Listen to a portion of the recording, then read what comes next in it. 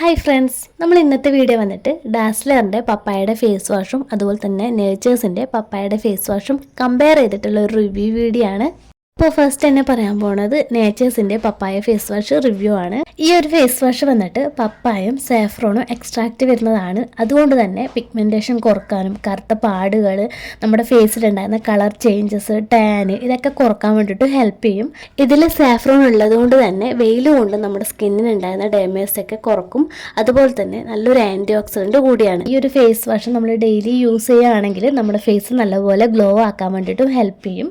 പിന്നെ പപ്പായയിലെ എൻസൈമുകൾ വന്നിട്ട് നമ്മുടെ സ്കിന്ന് സോഫ്റ്റ് ആക്കാനും ഡേർട്സ് ഒക്കെ റിമൂവ് ചെയ്യാൻ വേണ്ടിയിട്ട് ഹെൽപ്പ് ചെയ്യും. ഇതിലെ ഇൻഗ്രീഡിയൻ്റ് എന്ന് പറയുന്നത് അക്വ, അതുപോലെ ഗ്ലിസറിൻ, എലോവേര എക്സ്ട്രാക്റ്റ്, പപ്പായ എക്സ്ട്രാക്റ്റ് ഒക്കെയാണ്. വുമൺസിനും മെൻസിനൊക്കെ ഒരേപോലെ യൂസ് ചെയ്യാം. അതുപോലെ തന്നെ എല്ലാ സ്കിൻ ടൈപ്പേഴ്സിനും യൂസ് ചെയ്യാം. ഇനി ഈ ഒരു ഫേസ് വാഷിൻ്റെ ഫോം വരുന്നത് ജെൽ ഫോമാണ്. ഇനി ഡാസ്ലറിന്റെ പപ്പായ ഫേസ് വാഷ് റിവ്യൂ നോക്കാം. ഈ ഒരു ഫേസ് വാഷിൽ എലോവേര എക്സ്ട്രാക്റ്റും അതുപോലെ തന്നെ പപ്പായ എക്സ്ട്രാക്റ്റും ആണ് വരുന്നത്.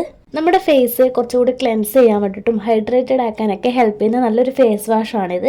ഡെയിലി യൂസ് ചെയ്യാം. ഇതിൽ അലോവേര ഉള്ളതുകൊണ്ട് തന്നെ നമ്മുടെ സ്കിന്ന് മോയ്സ്ചറൈസിങ് ചെയ്യാൻ വേണ്ടിയിട്ടൊക്കെ ഹെൽപ്പ് ചെയ്യും. പപ്പായ എക്സ്ട്രാക്റ്റ് വന്നിട്ട് നമ്മുടെ ഫേസിൽ കറുത്ത പാടുകൾ, ടാന്, പിഗ്മെൻറ്റേഷനൊക്കെ കുറക്കും. ഇനി ഇതിൽ സോഫ്രീ ആണ്. അതുപോലെ തന്നെ നോർമൽ ടു ഡ്രൈ സ്കിൻ ഉള്ളവർക്ക് യൂസ് ചെയ്യാം. മെൻസിനും വുമൻസിനൊക്കെ ഒരേപോലെ യൂസ് ചെയ്യാം.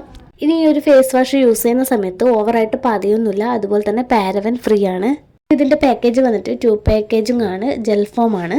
ഈ ഒരു 2 ഫേസ് വാഷും വന്നിട്ട് നല്ലൊരു ഫേസ് വാഷ് തന്നെയാണ്. നേച്ചേഴ്സിൻ്റെ ഫേസ് വാഷ് വന്നിട്ട് സാഫ്രോണും പപ്പായ എക്സ്ട്രാക്റ്റ് വരുന്നത് കൊണ്ട് തന്നെ എല്ലാ സ്കിൻ ടൈപ്പേഴ്സിനും യൂസ് ചെയ്യാം.